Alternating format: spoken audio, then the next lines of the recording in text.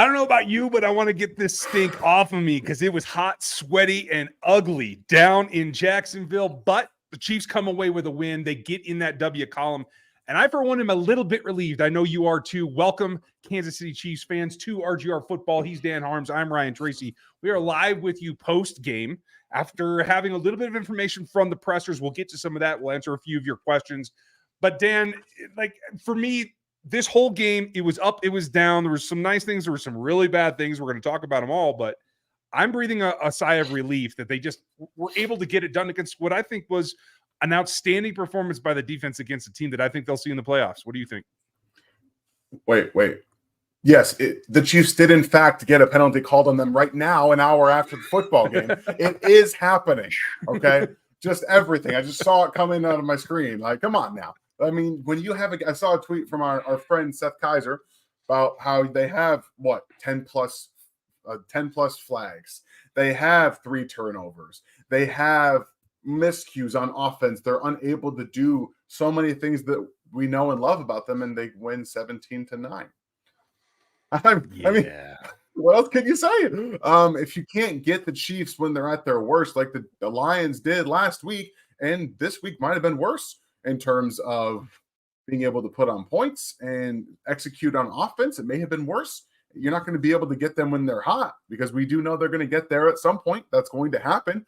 And, I tweeted out, if you had to live through the Chiefs offense doing what the Chiefs defense usually does, when the defense is playing at the level they're playing, how happy would you be knowing that right now? Because that might be the case this year, where they figure it out later and their defense is just this steadily good unit. That's what I took away from this game. Yeah, I'll take good any day, because that gives you the stabilizing factor that you need for this offense right now. So I do want to point it out, and someone just hit it in the chat, so I got to pull this up. Tyler Crawford, thanks for hammering it out there. Folks, if you want to get on the show, make sure you throw your super chats out. We'll definitely answer every super chat today, and we'll answer some of the questions or comments like Tyler's, where Dan actually called the delay, the draw that went very, very well. If you missed the game plan, we're going to live game plans on Fridays. Dan said it out loud, and Andy Reid clearly was listening, because that was one of the better plays of the day, was it not? I'm not trying to toot my own horn, but I might know a little something about this football game here. Like, when you figure you're out here throwing the ball all over the place, let them in and then hand it off. Guess what? Everyone's behind you. And that's exactly what it looked like. Isaiah Pacheco was running with every single defensive lineman behind him, because they already were. I'll never get why they don't do it more, but hopefully this success of the draw play and Isaiah Pacheco having 5 rushes through 3 quarters of football, oh my gosh, will allow them to maybe not big brain this so much. I know you have Patrick Mahomes, and that's fantastic. He's threw for 300 plus yards today. He scored 17 points. Okay. So he can do everything that he wants. And sometimes it's not going to work out, especially when you don't run the ball a little bit every now and then. And funny enough, I tracked their personnel groupings. 0 snaps of 13 personnel in the first half, 7 of them in the second half. Okay. They also mixed in 4 or 5, 12 personnel. I think there was an emphasis there to try to maybe play a little bit harder, a little more smash mouth football. They had drives where they went away from it, but the drives where they actually were like, we need to do this a little bit, were the extended drives of the day. Yeah, I mean, honestly, they came back out in the second half. What was it? They ran power out of it for that big 31-yard gain, right? And then after that drive, it disappeared again. Like, hey, it was working, Andy. You can't just throw it out there twice and then be like, oh, no, it's fine. Like, I was complaining and bitching the whole first half. For those of you that were on my Twitter feed, I apologize. But then it's like, you give me a dose, and I'm like, I need another hit as soon as he does it. I think he's just trying to mess with me now at this point. Maybe, but I mean, they did the exact same play out of 13 personnel 4 times in this game. The exact same power play. Okay, great. You ran a 30-yarder off of it. When they did it the third time, in the second time they brought out 13, I'm like, this has to be a play action pass. And guess what? It wasn't, and it went for -1 yards. Had to have been a play action pass out of that one. You got to mix it up. Sequencing is one thing that the Chiefs do very well, where they run plays early in the game, they set up those play action passes. This is one of those where it really needed to be because it was so successful for that 30-yard run. This is really starting to make me angry. Unfortunately, I can't get this to size right, but I do want to point out, yes, Patrick Mahomes did hit the 305. It was that garbage late to Sky Moore. Not that Sky did anything wrong, but it was garbage time. Yeah. But that's how we got to 300 yards. But what I do want to point out is 12 carries for Pacheco, 12 carries for ATN, 5.8 per carry for Pacheco, and 3.3 for ATN. That's why you always hearing me bitch about not running the ball more, because they are very effective with it. They are very efficient with it. It's when they get bottled up that I think that leads to probably the bigger problem, is that they get kind of in their heads. And there's a player that got in his own head today. We'll talk about him coming up. But before we leave the running topic, just because Tyler brought it up, and thank you, Tyler, appreciate you.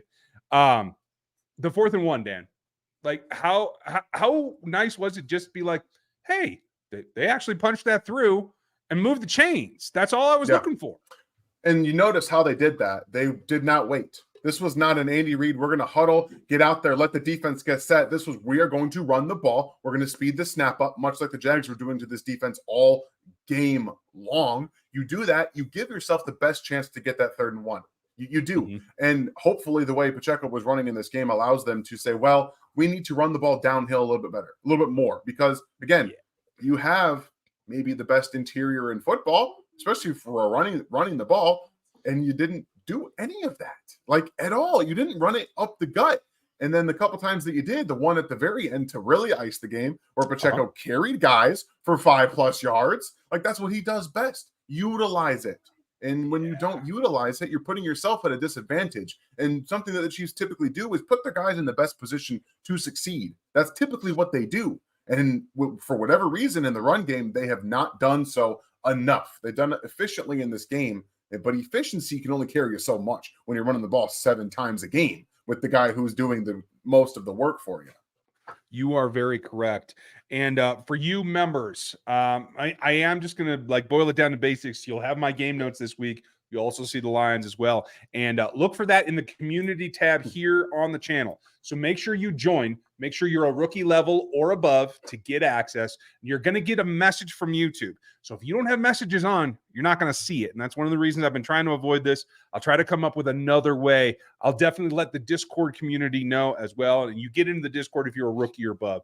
So make sure you join, because there's a lot of notes you can see here today. I got some good things. I got some bad things. Like, we have a lot to go over. I probably won't even hit all of them today. So if you want to get access, that's the way to do it.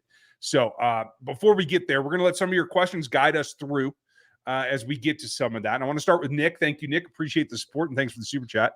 I think we're taking for granted the instant chemistry that Juju and Mahomes had last year, possibly just a year late on that Tyreek trade offensively.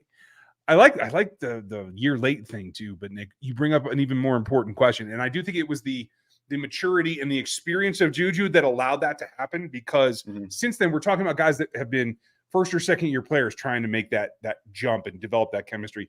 I think Juju having the experience already probably gave him a jump start on it, but you have a very good point. Like, when we have that as the measuring stick, maybe that's part of why we're a little bit quick to judge. Maybe. What do you think, Dan?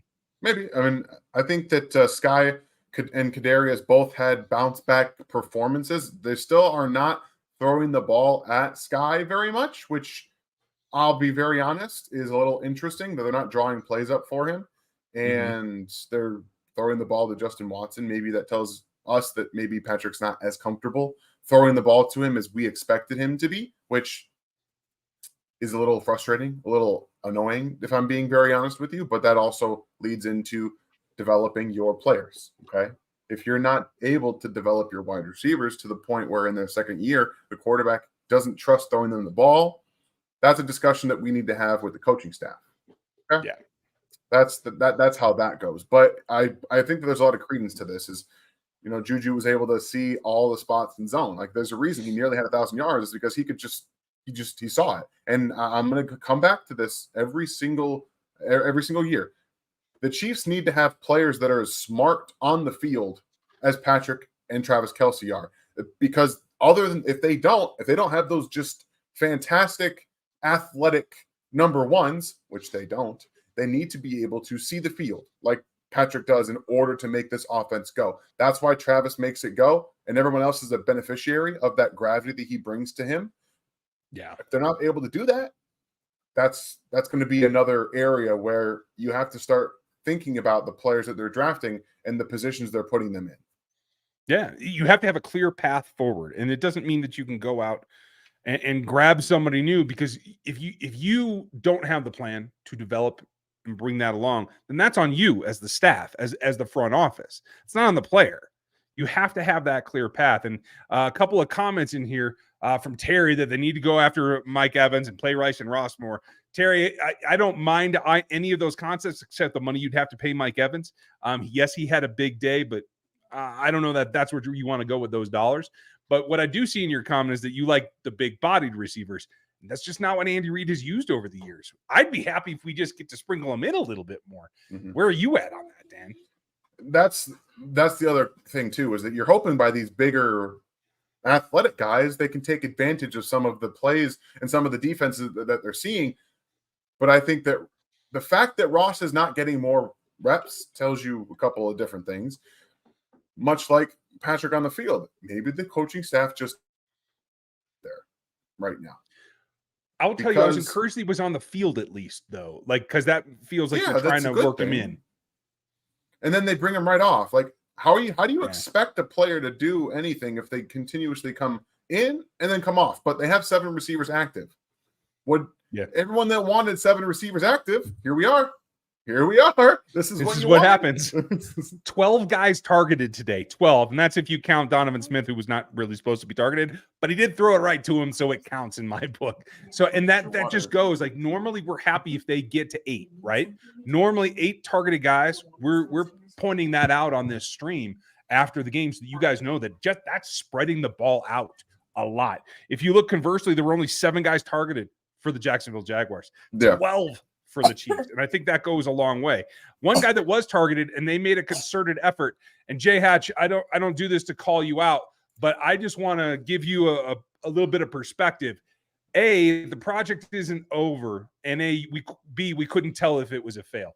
He had a bad week last week. They got him back involved this week for mostly good effect. I think he and MVS just have to, like, get it out of their heads. You catch the ball, you either fall forward and get tackled, or you make a move forward and move the ball. You do not run backwards anymore. That's the big thing that I didn't like from them today. Yeah, and everyone wants to say he dropped the ball. He got that punched out. Like, it was 100% punched out. Like, he tried to secure it, put it away, and as soon as he did, there's a hand there. So I got no problems with what they did. I didn't think they did enough, honestly, of getting Kadarius the ball. He was moving the chains. Like, he was moving the chains. And I think that if they want this offense to be successful everywhere, it has to go to, instead of being 11 players, that's, in my opinion, trying too much. If you want to get it to 11 players, that's awesome. Concentrate a couple of snaps and a couple of drives individually to a couple of different players. That way you can take advantage when you want to throw the ball to the other players, because then you bring a little bit of defensive gravity to those players. If they would have gone back to Kadarius the drive after, and maybe they're trying to manage his snaps. Maybe that's what they're trying to do here. Maybe. But we don't know. Andy will probably give us a little bit of intel on that. If they went back to him, guess what they have to do? The defense has to account for him being anywhere, wherever he is on the field. They have to do that. So then that trickles down to, okay, maybe there's less attention on Sky, who's running behind Kadarius in this situation, or on a jet sweep and Kadarius is on the opposite side. All of these things, again, this is week 2, by the way. This is week 2. That's good point. Try to remember that some of these things will work themselves out as they do. The Chiefs defense plays, great in this game. They don't typically play great early in the season, but they are right now. But what if, again, you saw what the offense goes through right now? What if this is happening to them like the Chiefs defense usually is? What if that's happening? They're just trying to figure some things out. And by the time they figure it out, this defense is still playing well. I'll take some experimentation early. The fact that they were able to win this game anyway because of some miscues and flags and turnovers is a very encouraging sign. I agree. And I do want to point this out. According to the official stats, It was 5 receptions on 5 targets for Kadarius Toney. Yeah. So they did treat that as a punch out. That is the official determination. What's really interesting is the guy that I thought was going to get even more attention, he did end up second in yards, was Justin Watson. He was targeted 5 times as well. The only guy who got more targets than Kadarius Toney and Justin Watson was Travis Kelce. Yeah. So I think that goes along the lines. You certainly hit the mark better than I did this week, but I like the fact that Andy was recognizing that too. And I do think Justin Watson is going to continue to get targets. If Patrick had been able to step up into the pocket on that pass that was intercepted by Cisco, I think that's a completion because Watson had soundly beaten his coverage. Cisco was the guy coming over. Yeah, exactly. Yeah. He was rotating late, so he doesn't even know where the ball is. He kind of got lucky that he rotated underneath Watson. Otherwise, like I said, that's touchdown. Yeah. I felt pretty good about that concept overall. Yeah. Want to go back to Knicks fan. Thank you. Pat has to run the ball early. He's trying to pass too much right now. I agree. And some of those are where you get an RPO call or you get 2 calls in the huddle and Pat is making a decision. But I honestly think that, again, that needs to be taken out of his hands. You need to run the ball with a run call, no pass option, more in the first quarter, just to set that tone, just to get that physicality into the ball game. You're effective when you do. If you don't get yardage early, you're still affecting the defense. And I think that's still critically important. But I'm old school, and that's the way it goes. Would you do that, or would you disagree with me? No, I personally like to see a little more under center run game. I would love to see a little more under center run game, and not just when you bring out 13 personnel. I want to see a little bit more when you're in 11. Because you can run play action off. I know it's not fun to do with Patrick Mahomes. I know you want him to see the defense after, before and after the shift, so you can see what you're looking at. But if you can get under center a little bit more, let these offensive linemen get downhill. I think it's going to be more beneficial. I know you don't need to have a great run game to have a great passing game. We know that to be true. Right. They're just more efficient. It helps the run game to have a good passing game. You get lighter boxes. That's why they've been so efficient. So I think that you got to find a way to take advantage of that, whether that's more under center run game, whether that's just saying, hey, Isaiah, you like to run downhill in a straight line. Why don't you go do that? Let's, again, back to the draw plays. If you want to throw the ball a lot, mix in some draws. That will make a defense be honest in the front. Otherwise, you're going to rip 10, 15 plus yards off on them on a regular basis. So versatility, I mean, in the run game is really what it comes down to for me. I'm with you there. Donnie, how good would linebackers stay in the run game, and who scares you or what scares you about Chi-Town? Nick Bolton was your leading tackler yet again, despite an injury.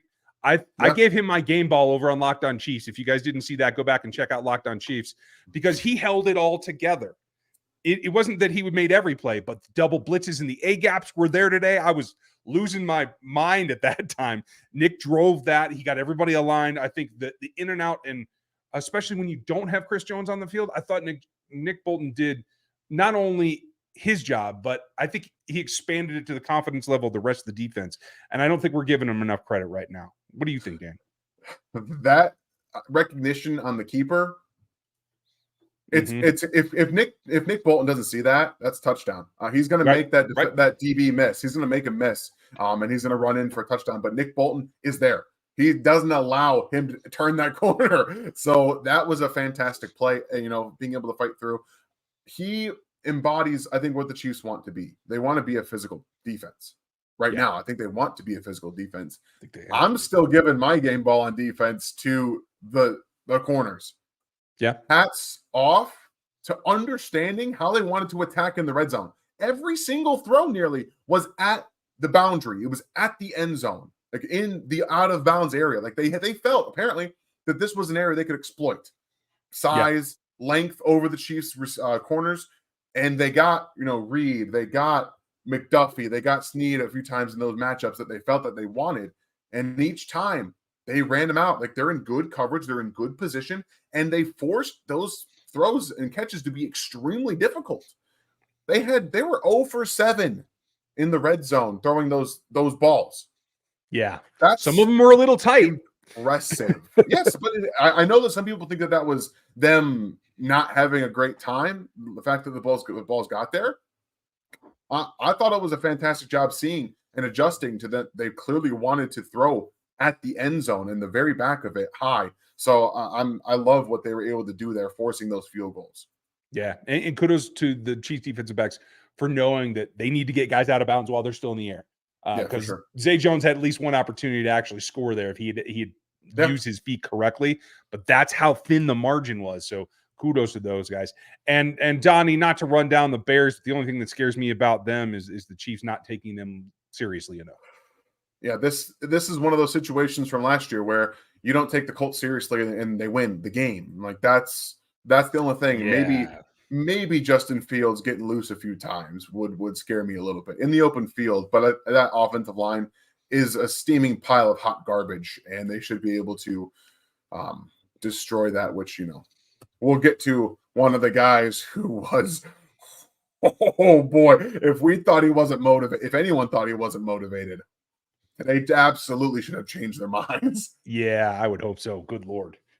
Kyle, thank you for the super chat. Appreciate you, pal. Is it just my untrained eyes, or is the offensive line been struggling more than the defensive line? Opposite from what we initially expected.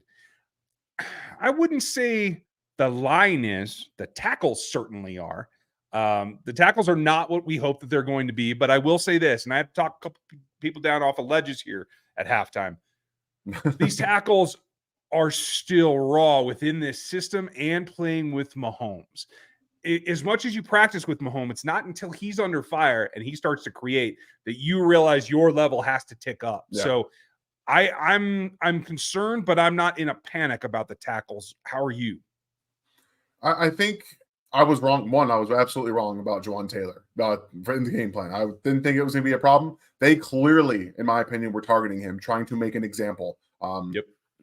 Yes, he didn't help himself out at all with the obvious lining up wrong, and he did false start. But I do think that there was, obviously a lot of tension there, and they did make it a point to say, if you're trying to get off there, we're going to call it now. But the problem is they're not going to do this throughout the NFL. I will guarantee you that Juwan Taylor, that might be the most calls you see on a tackle in that kind of situation all season. Watch the Thursday night game with Lane Johnson with the Eagles. Did you see him get called? He still does it. Like this is going to be a weird situation to kind of see how it unfolds out throughout the league. My two things that I made note of today, and thank you, Kyle. We appreciate you. You guys, if you want to support the channel, hit those super chats, and we'll definitely answer every single one of those today. But Dylan brought up a good question here too. What is the deal with Taylor? And those some of the penalties were rough, and I'll tell you exactly why. In my opinion, I did think that he lined up closer to the line of scrimmage to be in compliance with the rule. I think he was expecting a flag or two. He did get called for it once, even though. And I think that proximity to the line of scrimmage, changing his routine, changing where he is aligned to the line of scrimmage made him nervous and made him uncomfortable. And I think that's why you saw not only the false starts, because he's got a lot of other things on his mind, right? Normally he's just trying to time that snap. But I think that proximity did that, but I think also it got him beat off the ball a little bit, even though he's usually timing it so well, because he's not even a half second. A tenth of a second behind. And that's why he got those holding calls as well, in my opinion. Did you see something similar?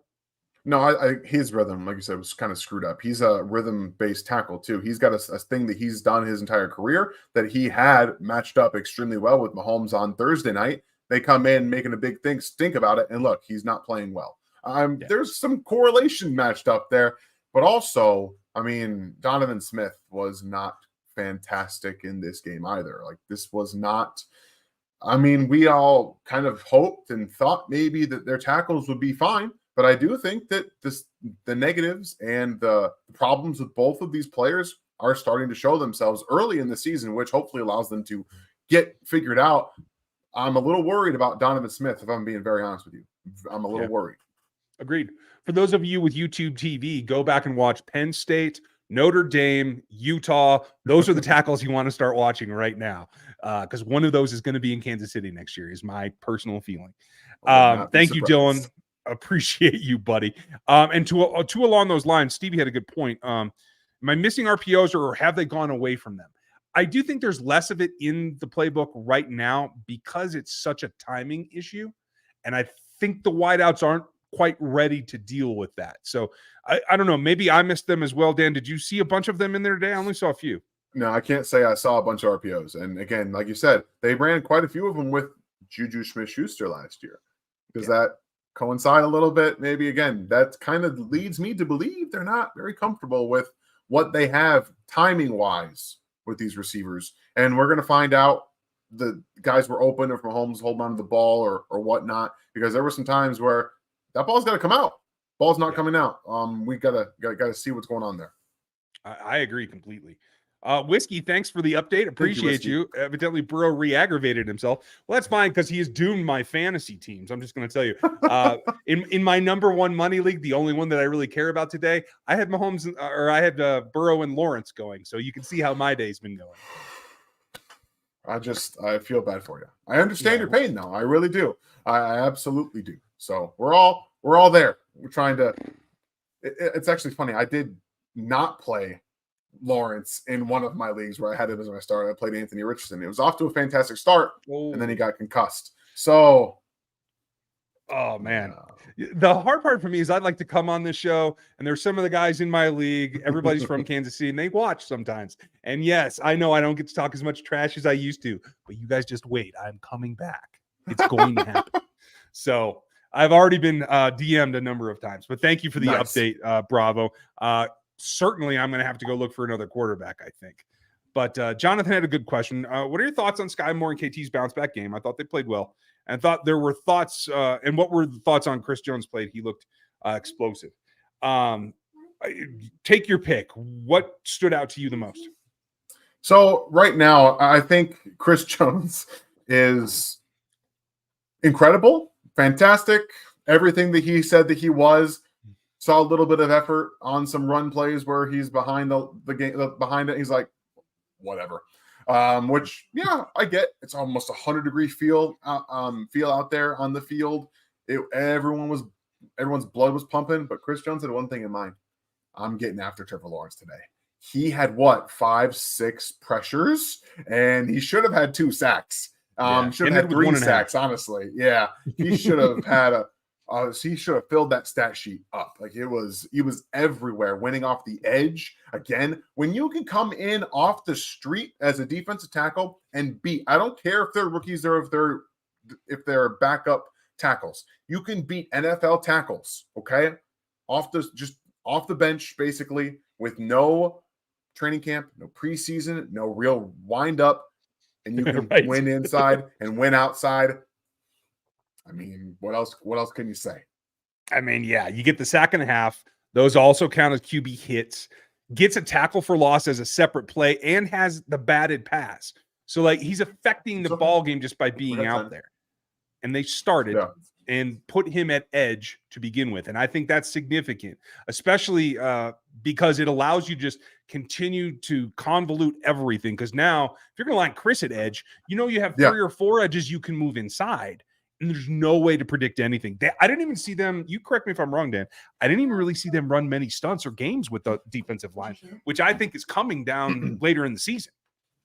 I believe the George stack, the first half sack was directly from a stunt. I'm pretty sure I saw him loop inside to get that half sack. Like I'm almost positive he did with Chris Jones. Like they were doing a little bit of it, but it was a lot of winning. And let's talk about real quickly. We'll talk about one other player before he hits Sky Moore and Kadarius Toney. George Karlaftis had a very, very good game. Like he won cleanly a few times, not effort wins, not effort sacks. The full sack that he got was just a great rip around the edge. I know it was against a tight end. I understand all that. Stop blocking defensive ends with tight ends. Just stop doing it, okay? Yeah. That's a bad. If you're going to try it, that's what's going to happen. Good luck. Yeah. And Jonathan, as far as Sky Moore and KT go, I did like that they ran hard. I felt like there was more faith shown in Sky. And like I said earlier, like the big thing for me is both Kadarius Toney. I know he's a playmaker. I know he needs a little bit of room to get going. Stop running backwards for the love of God. Just stop it. It's ridiculous. Just saying, it's Pee-wee goddamn football. Like Tyreek Hill can get away with it. KT, you're not Tyreek. Okay, I love the short area burst that you have. It's not Tyreek. You can't stop and burst through and get upfield like he could do. Like you just can't do it. So just please, I hope this is an emphasis in film room today. MVS, KT, go forward. Go forward. Yeah. Yeah. Super simple. It's okay if you just lunge for a yard and you get stopped. We're going to live with that. Don't take a 3-yard loss when you don't have to, or cut 3 yards off of what you had already gained. You've worked. Don't ruin it. Super simple. But I know that Sky didn't have as many targets as KT or Watson or whatever, but I do feel like when he was targeted, it was with confidence in situations that I think warranted it. So I was pretty good with that, Jonathan. Nice to see the breakdown play and find just a wide open gap coming from left to right just to get that 53-yard bomb. So that was nice to see. I agree. Knicks fan, thank you, sir. Nice to see you. Need to use Rice more. He seems to get it. I agree. Like I was a little flabbergasted that what did he get? 2? Did he even get? Yeah, he got 2 for 2 on targets. 2 catches. Yeah. The more we talk about Juju, I'm gonna say it again. The more I see Rashee Rice being able to do a lot of those similar things with his bulk and his contact balance. I also think that my initial play style analogy of Jeremy Maclin is not too far off. It's not too far off. Okay. Fair enough. I think he plays similarly after the catch in his route breaks that he does, but he has like a mix of Juju where he's thicker, he's built, and he could find those spots. He looks like him when he catches the football, and then like after or like the routes, and then after, I think he looks kind of like Jeremy Maclin. So we'll see, but I do think that he has the ability to be able to function very highly in this offense if given that role with much more confidence. Agreed. I hope that they continue, and it may ebb and flow here in the beginning of the season until we figure it out. Let's see. What kind of plays would you like to see from the offense in this last game that you didn't? Also, what play was your favorite? John, I mean, stop me if I sound like a broken record, but can we learn counter play action a few times? I mean, the counter's coming back across the league. You're seeing it in highlights on nearly every team. Pollard had a nice one. Bijan Robinson had a nice one in week 1. Like, can we just run that? Like, make it the norm. And then you get to hit the draw when it looks like something else.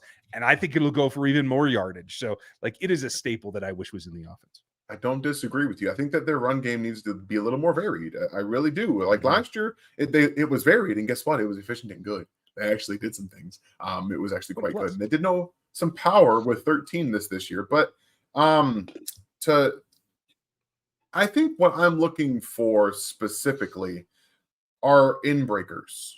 I don't know if they're running enough digs, and I need to kind of verify that on the tape. Like, are they running enough digs? Because if you're running underneath routes and spot routes and you're not running digs behind them, what are we doing? What are we actually doing with guys who can catch the ball? They should.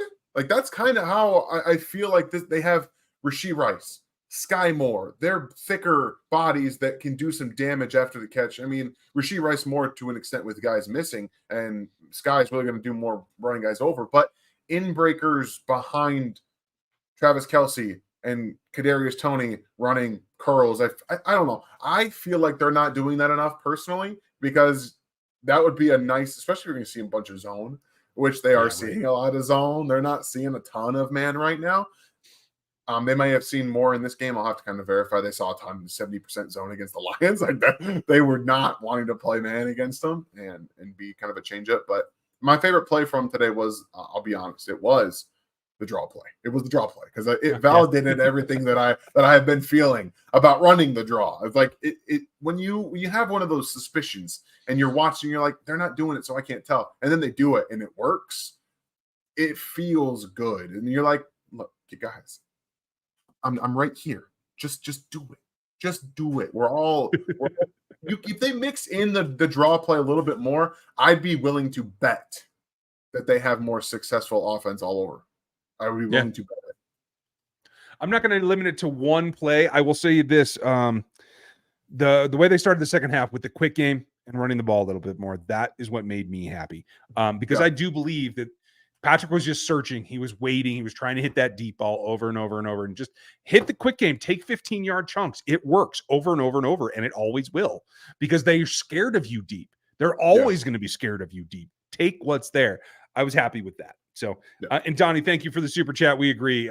George had a great day out, and I think he's coming along. Is he ever going to be that ripper off the edge? No, but what you saw today, he's going to have situations where he can get that done, and I think this was a big step forward for him, to tell you the truth. On a day when Chris Jones was back and he got a little bit more free reign, I think you can see how the synergy comes across with them. Arg, I agree with you. You felt that Kelce only looked like 75%. Should he have played? I too, in my notes, had that he just doesn't look 100%. Now, obviously, it's a significant injury, so I'm not shocked by that. What I am a little worried about, the second half, he looked like he got himself an IV with something special in it to dull some of that pain, because that's what it is with a bone bruise, is pain management. And I worry that he's going to be really, really sore after that, because he looked like he stepped his effort level back up, probably because he had some pain dulled there. I think he did have to play, though. Dan, where are you on the whole Kelce situation? Yeah, I think he had to, but it was apparent to me he wasn't himself. Like, that was very obvious. I do think he should have played, because one, he's going to play through this injury until it's better. Like, he's going to. So that's how these people are. You guys, if you've listened to their podcast with Jason, if you did watch Kelce, which you should watch Kelce if you haven't watched it on Amazon. It's fantastic. That tells you the kind of players that these guys are. They're gonna play through it. And Travis he's gonna get out there and he is going to give it all. And that play that he jumped up for and got walloped, that was one of those I'm like, oh, he's gonna feel that tomorrow. He is absolutely feeling that tomorrow.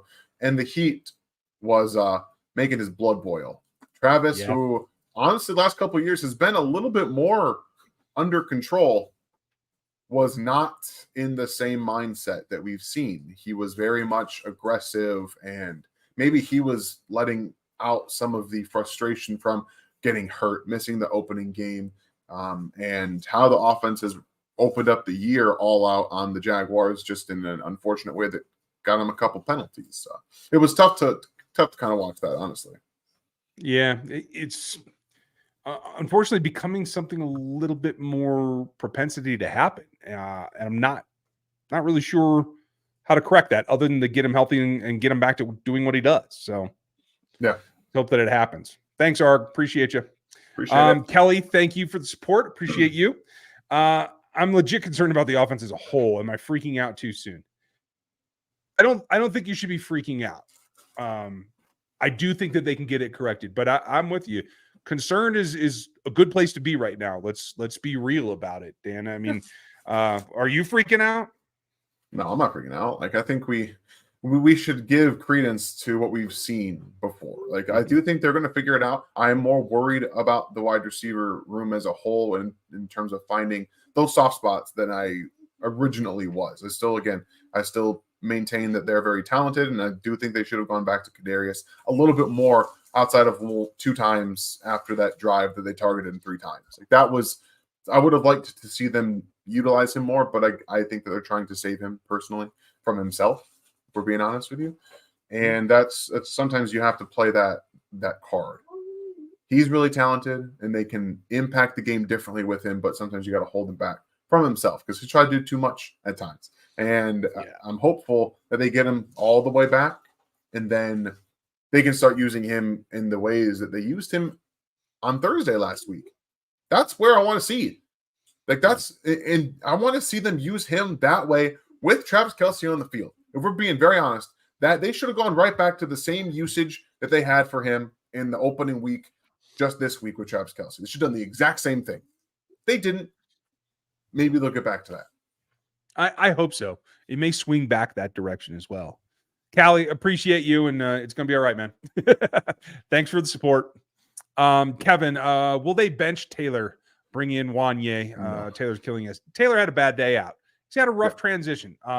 For as well as he played against Hutchinson, obviously that brought a lot of attention. I think there'll be a swing back the other way, and it'll settle down. I am surprised. I would have brought in Morris over Prince Tegoananga. Never have I budged on that, but it really doesn't matter. Taylor's better than both of them. It's not really close. It's just he's got to settle down. I think he got in his own head today. That's how I would term it. Yeah, I agree. And I don't think anyone said he was killing us in game 1. I don't think anybody said that. I think he was excellent in the first game. So, no offense meant at all, Kevin. I just think that that's a little bit of an overreaction to a guy that they paid $80 million to. Yeah. Oh, Brian, I like this one. Taylor Swift didn't return his call last night, so I guess they're dating or whatever. Not that I give it. No one even knows if they're dating. Like, no one even knows. This is it's all hearsay, talking. I try not usually to even comment on crap like that, but you know, it is Taylor Swift, so if she's pissed off at you, I can see how it might be a distraction, but you know, it is what it is.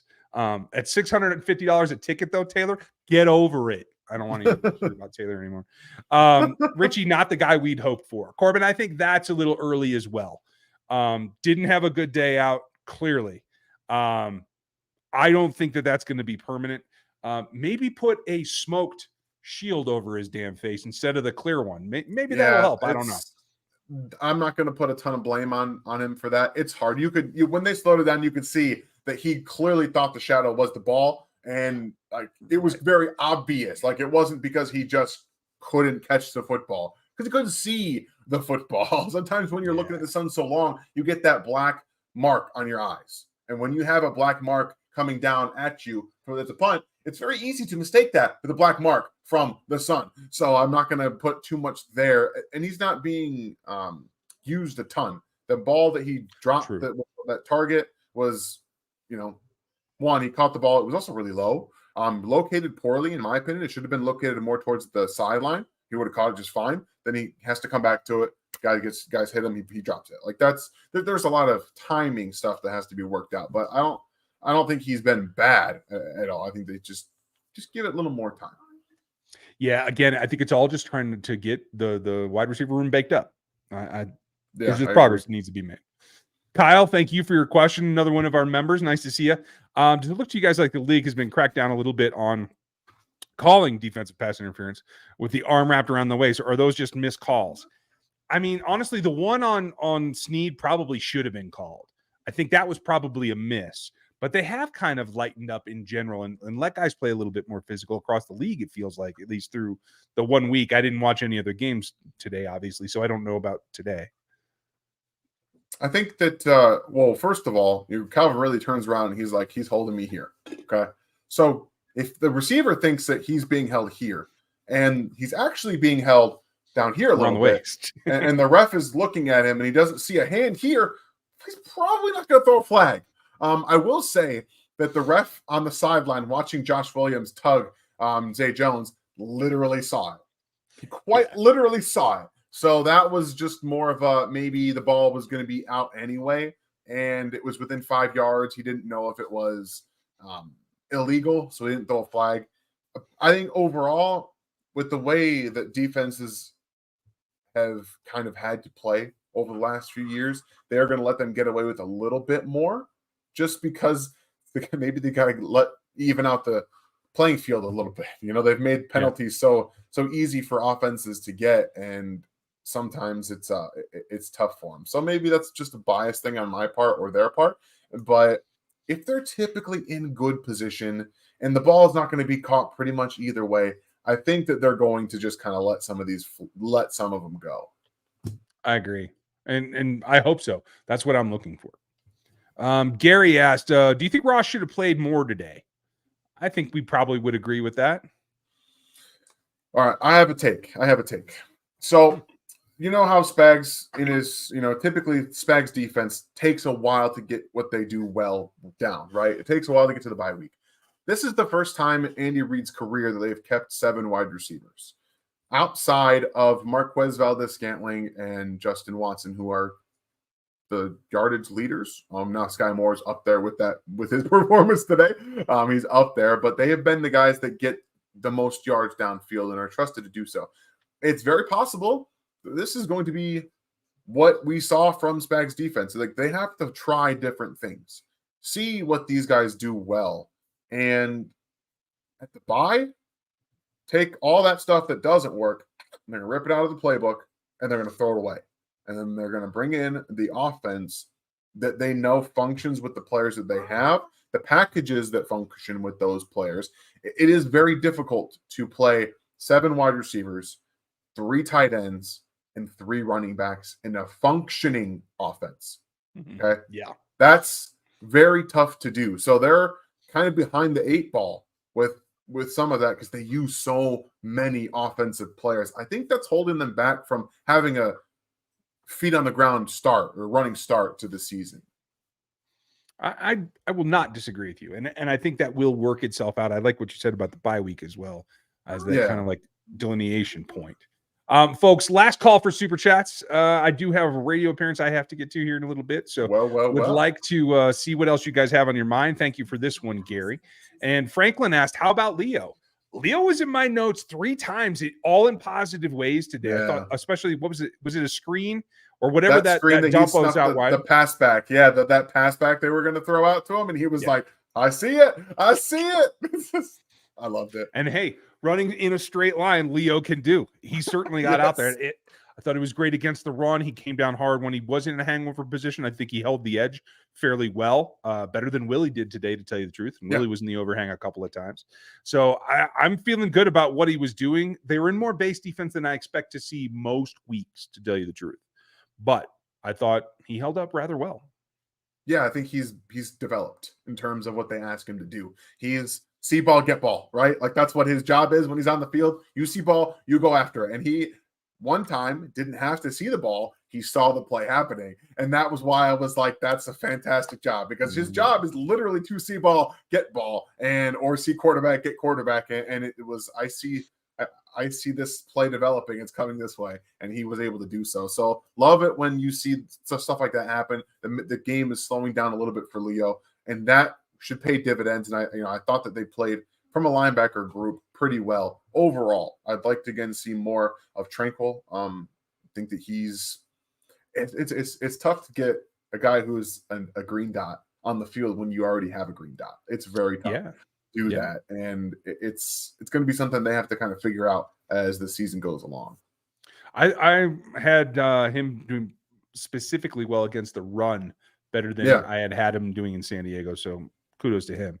Last question for today, Gary Holland. Thank you, sir. Give Gary a hand for us, and for those of you already in Rogue Nation, thank you. If not, like, sub, hit that bell, and consider the memberships as well, because you get a lot of detail there. Gary said, do you believe that Nagy is, I assume he means playing or calling a good game so far? Do you think his contribution is significant? I think he's just trying to figure some things out. I think that there's a lot of people I will say that I will generalize here a little bit. So if you're not doing this, don't worry. I'm not talking about you. The ones that are blame a lot of what the Chiefs are doing on Matt Nagy. A lot of what the Chiefs are doing has been consistent in their offense throughout Andy Reid's time here. Like, they're doing a lot of the same stuff that they always do, a lot of the same concepts, a lot of the same plays. That's not on Matt Nagy. I think that the sequencing, again, is Matt Nagy calling plays? No. Andy Reid's calling plays, much like he was when Eric Bieniemy was here. So no, Eric Bieniemy being back would not help the situation. It would just be them trying to figure things out. So I think that he's just calling plays, trying to figure out what they do well. Sometimes they should be. You were absolutely spot on, by the way, about Matt Nagy throwing the ball all over the place. He absolutely did that. And unless that was Andy Reid and Matt Nagy saying, we got to throw the ball all over the place, like how I know just contradicted myself. So Andy Reid is the one calling plays, not Matt Nagy. So I don't know if he had any. I was going to point it out, but pushback there. I caught myself. I wonder if there's any pushback there, but at the end of the day, Andy Reid has the say on what happens. So they got to figure out some things back there. They definitely will. You guys check out the store for the gear. There's a link in the description as well. And a great last comment, German. Appreciate you. Big hand for Noddy. Looked great against the run, batted a pass, and got in on track this year. Someone saying that he'd be back. I think he will, and I think Willie Gay will be back, because I don't think Willie's earning enough to go out there and get a contract in free agency. Kudos to Noddy, though. He's old enough to know that he had to step up his pass rush, and he seems like he's been doing it pretty well. Yeah, it was nice to see him.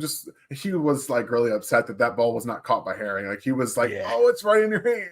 I knocked it down right into your hands." So, yeah, it's fun to see run stopping defensive tackles make an impact in the pass game, because that's plus for your defense. You don't expect him to do that, and when they do, it adds a whole nother layer to your ability to stop. And I think that a couple of times where you'd like to see some guys get their hands up, Justin Reed, be able to get their hands up before the ball comes out. Just it's nice to see Derek Nottie understand he's got to do that and does it. Yeah, agreed. Last comment of the day here, Tyler, real quick, thoughts on the 3-4 front. I think they have the personnel to go to it next year if they want to. Clearly, they did not like my idea and they're not going to use it this year. They feel they can get by as is. And that's fair. It is quite a change and it is a lot of install that you have to go through. So, but everything's on the table for next season, in my opinion. I'm with you. We'll see how they end up going. Like that, if it starts working a little bit more, they might lean a little bit into it, but it also might be game plan based. Like it just might be something they felt more comfortable with this against the Jags. And honestly, it was a good game plan. I really like the game plan they brought out there in this game. So yeah, hands all around for the game plan here and being able to execute that up front. And by the way, yes, it takes 2 seconds for you guys to just hit that like button. Really helps us out. And lets us know we're doing a good job. With about 500 in here, I think your attention has been brought in. So we do appreciate that.